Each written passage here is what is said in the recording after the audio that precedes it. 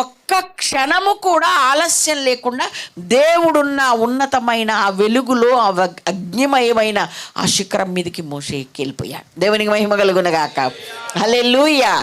అంటే మోషేకు ఎంత దేవుని దగ్గర ఎంత ఉన్నతమైన స్థానం ఉన్నదో, ఎంత గొప్ప స్థానం ఉన్నదో మనం అర్థం చేసుకోవాలి. దేవునికి స్తోత్రం. హల్లెలూయా. తక్కిన ఇశ్రాయేళ్లను మేరకు ఏర్పరిచి ఆ మేర దాటి వస్తే చచ్చిపోతారు గనక వాళ్ళకు ఒక పద్ధతి చెప్పు, రాకూడదు అన్నాడు.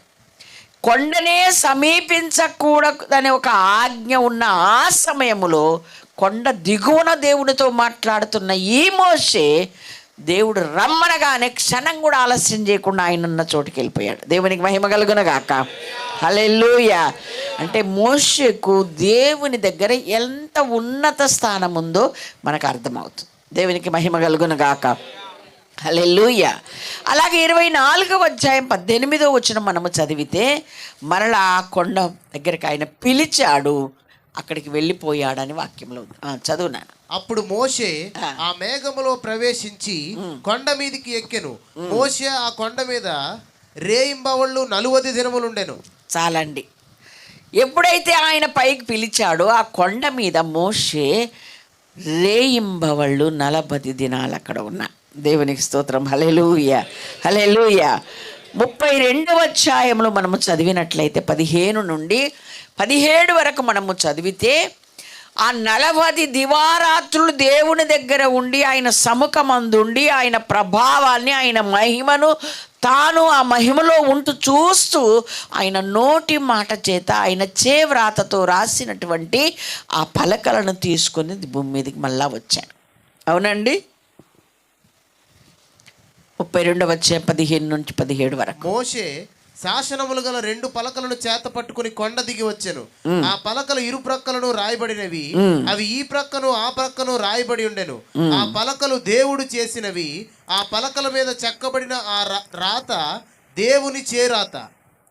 దేవునికి స్తోత్రం. హల్లెలూయా. ఎంత ఉన్నతమైన అనుభవం కలిగిన వాడు. ఇశ్రాయేల్ అందరికంటే మోషేకి ఎంత ఉన్నతమైన అనుభవం ఉందో అంచెలంచెలుగా మనకు అర్థమవుతుంది. దేవునికి స్తోత్రం. హల్లెలూయా. అసలు కింద దిగువగా ఉండి ఆయన మాటలు వినగలుగుతున్నాడు, ఈయన మాట్లాడితే ఆయన వినగలుగుతున్నాడు.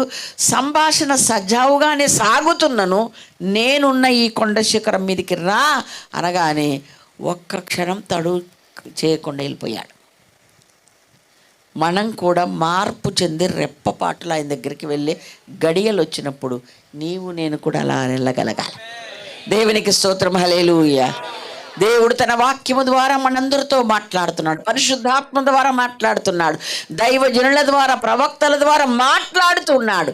అయినను సరిపోదు కనుక నేనున్న స్థలానికి మీరు రండి అని పిలిచినప్పుడు నువ్వు నేను కూడా వెళ్ళగలగాలి. దేవుని స్తోత్రం. హల్లెలూయా. కొద్దిగా ఆలోచించుకుందాం, చూస్తాను. అమ్మో అక్కడికి నేనట్టు అన్నాడా మోషే? అనలే కదా. ఒక్క క్షణము కూడా ఆలోచించకుండా ఆయన సన్నిధికి వెళ్ళిపోయాడు. వెళ్ళిపోవడమే కాదు, ఆయన సముఖమందుండి ఆయన మహిమను చూస్తూ ఆయన ముఖ దర్శనాన్ని చేసుకుంటూ 40 దివారాత్రులు ఆయన దగ్గర ఉండి ఆయన వ్రాతతో వ్రాసినటువంటి ఆ 2 పలకలను తీసుకొని కొండ మళ్ళా దిగి వచ్చాడు. దేవునికి మహిమ కలుగునగాక. హల్లెలూయా. రాగానే పాలెములో జరుగుతున్నటువంటి ఆ అరాచకాన్ని, ఆ యొక్క విగ్రహారాధన చూసి మండిపడి పలకలు పగలగొట్టేశాడు. దేవుడు ఎక్కడ ఏమి అన్నట్టుగా అక్కడ రాయబడలేదు. 19వ వచనం మీరు చదవండి. అతడు పాళెమునకు సమీపింపగా ఆ దూడను వారు నాట్యమాడుటను చూచెను. అందుకు మోషే కోపము వండెను. అతడు కొండ దిగువన తన చేతులలో నుండి ఆ పలకలను పడవేసి వాటిని పగులగొట్టెను. చాలండి. పగలగొట్టడమే కాదు, మొత్తం పొడి చేసి నీళ్ళలు కలిపి వాళ్ళకి దాగిచ్చాడంట. ఎంత కోపం వచ్చిందో చెప్పలేము. ఏంటి, నేను దేవుని సన్నిధిలో ఉంటే మీరు చేసేది ఇదా? ఇక్కడ దాకా నడిపించబడితే ఇంత ప్రయాణం చేసిన మీరు, నేను కొన్ని రోజులు కనబడకపోతే మోషే ఏమాయనో, మమ్మల్ని అక్కడ నుండి నడిపించింది ఇదే అని పని చేసుకున్నా. అహరోను కూడా తెలివి లేకుండా చేశాడు కదా.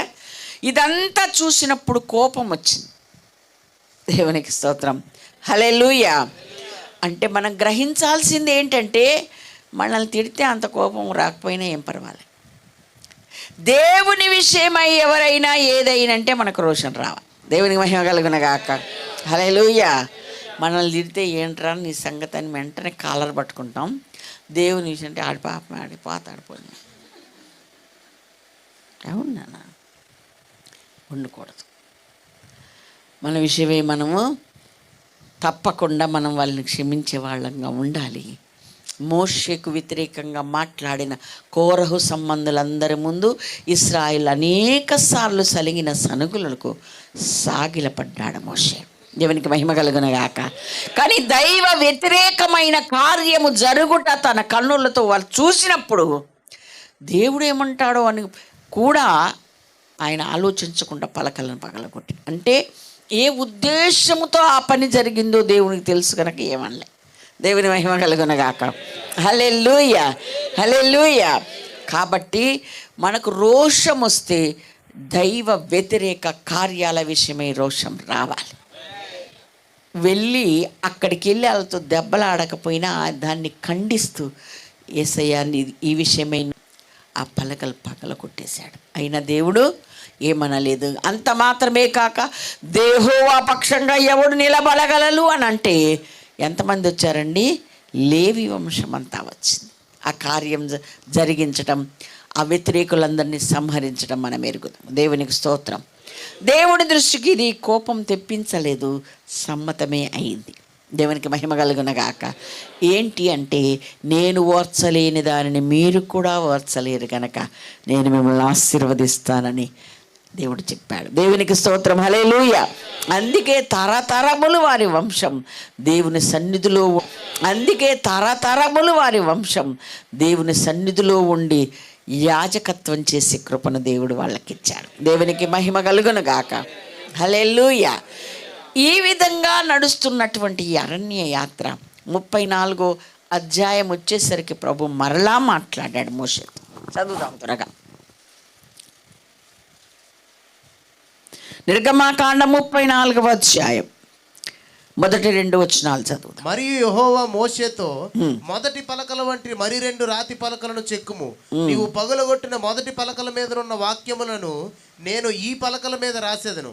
ఉదయమునకు నీవు సిద్ధపడి ఉదయమున సీనాయి కొండ ఎక్కి అక్కడ శిఖరము మీద నా సన్నిధిని నిలిచి ఉండవలెను. ఏ నరుడును నీతో ఈ కొండకు రాకూడదు, ఏ నరుడును ఈ కొండ మీద ఎక్కనైనను ఎక్కకూడదు, కనబడకూడదు. ఈ కొండ ఎదుట గొర్రెలైనను 4 చదువు నాన్న. కాబట్టి అతడు మొదటి పలకల వంటి 2 రాతి పలకలను చెక్కెను. మోషే తనకు యెహోవా ఆజ్ఞాపించినట్లు ఉదయమందు పెందలకడే లేచి ఆ 2 రాతి పలకలను చేత పట్టుకొని సీనాయి కొండ ఎక్కగా. చాలండి. దేవునికి స్తోత్రం. హల్లెలూయా. పనిష్మెంట్ ఏంది? దేవుడు కోప్పడి నువ్వెందుకు ఇలాంటి పిచ్చి పని చేసావు, అది ఏంటనుకున్నావు, నేను చేరాతతో రాసి నేను చెక్కి తయారు చేసిన పలకలు నువ్వు ఇలా చేస్తావా అని కోప్పడలే. కానీ చిన్న పనిష్మెంట్ వచ్చింది. ఏంటి? నువ్వే చెక్కుకొని నువ్వే పట్టుకొని రా అన్నాడు. ఏమండి, రాతిలో నుండి 2 రాతి పలకలు చెక్కి తీసుకెళ్ళడం మాటలా? ఓకే, అంటే దేవునికి దూరం అవ్వలేదు కానీ పనిష్మెంట్ మాత్రం నువ్వే చెక్కుని రా, నేను రాస్తాను మళ్ళీ అన్నాడు. నిజంగా మరి ఆ 2 చెక్కుని వెళ్ళడం అంటే మాటలు కాదు. దేవుని స్తోత్రం. హల్లెలూయా, హల్లెలూయా. అంటే దేవుడు దేవుని రాజ్యానికి ఆయనకు దూరం చేయడు కానీ పనిష్మెంట్ మాత్రం తప్పదని తెలుసుకో. దేవునికి స్తోత్రం. హల్లెలూయా. మరలా దాని మీద ఆయన చేవ్రాతతో ఆ 10 ఆజ్ఞలను రాసి ఇచ్చాడు. దేవునికి మహిమ కలుగునుగాక. హల్లెలూయా. అదే అధ్యాయం 28వ వచనంలో రాయబడి ఉంది, మోషే 40 దివారాత్రులు దేవుని సన్నిధిలో ఉన్నా. ఇప్పుడు ఎన్నిసార్లు అయిందండి? 2 సార్లు. ఎంత దేవుని సన్నిధిలో దివారాత్రులు 40 దినములు గడపడం అంటే నిజంగా ధన్యకరము. దేవునికి మహిమ కలుగునగాక. అందుకే కొండ అక్కడ నీళ్లు తాగలేదు, అన్నం తినలేదు. అవునా కాదా? ఆహారం లేదు, నీళ్లు లేదు. ఆయన సన్నిధిలో 40 దినములు ఎలా గడిచిపోయిందో. 2.5 గంటలు, 3 గంటలు, 4 గంటలైనా కదా ప్రార్థనలు ఉంటారా? మీరు లేచిపోతారా? చెప్పండి. ఉండబుద్ధి అయితే టైం చూసుకొని లేచిపోతాం, మేము ఎందుకు ఉంటామండి అంటారు. ఆయన సన్నిధిలో సమయమే తెలియదు. దేవుని స్తోత్రం. హల్లెలూయా, హల్లెలూయా. మనకి ఇన్ని సర్వీసులు ఉండబట్టి త్వరగా మనం వెళ్ళిపోతున్నాం, కానీ ఇలాగే ఆరాధించుకుంటూ దేవుని మహిమపరుస్తూ పాటలు పాడుతూ స్తుతిస్తూ ఉంటే సమయమే తెలియదు. దేవునికి స్తోత్రం. హల్లెలూయా. ఆయన ముఖదర్శనం చేసుకుంటూ, ఆయన మాటలు వింటూ, ఆయన సముఖములో ఎలా గడిచిపోయాయో 40 దివారాత్రులు గడిచిపోయాయి. దేవునికి స్తోత్రం. హల్లెలూయా. ఆ భాగ్యం మోషేకు దక్కింది. ఒక్కసారి కాదు, 2 సార్లు దక్కింది. ఆ సమయంలో ఆయన దిగి వస్తూ ఉండగా అన్నం నీళ్ళు మర్చిపోయాడు, కానీ దిగి వస్తుండగా ముఖము ప్రకాశమానంగా వెలిగిపోతుంది. ఇశ్రాయేలు ముఖమును చూడలేక వెరచిరి అని రాయబడి. దేవునికి స్తోత్రం. హల్లెలూయా. ఇవన్నీ ఎందుకు నేర్చుకుంటున్నాం? సండే స్కూల్లో మేము తెలుసుకున్నాం, లేకపోతే చాలాసార్లు వాక్యం విన్నాం కదా అని మీకు అనిపించవచ్చు, కానీ దేవుడు మనతో ఎందుకు మాట్లాడుతున్నాడో చివరి వరకు ఓపికగా విందాం. మోషేకు దేవుని సన్నిధిలో ఎంత గొప్ప స్థానం ఉన్నదో, ఇశ్రాయేల్ అంటే ఎంత గొప్పగా హెచ్చించబడ్డాడో, ఎంతగా దేవుడు అతన్ని వాడుకున్నాడు, అతను కూడా ఎంత గొప్పగా దేవునికి తన్ను తాను అప్పగించుకొని ఆ రాజ్య సింహాసనాన్ని ఫరో కుమార్తె యొక్క కుమారుడు అనిపించుకునే ఆ భాగ్యాన్ని అన్నిటినీ తృణీకరించి దేవుని ప్రజలతో శ్రమ అనుభవించటం మేలని వచ్చాడు. దేవునికి మహిమ కలుగును గాక. హల్లెలూయా. అతడు రాజాగ్ర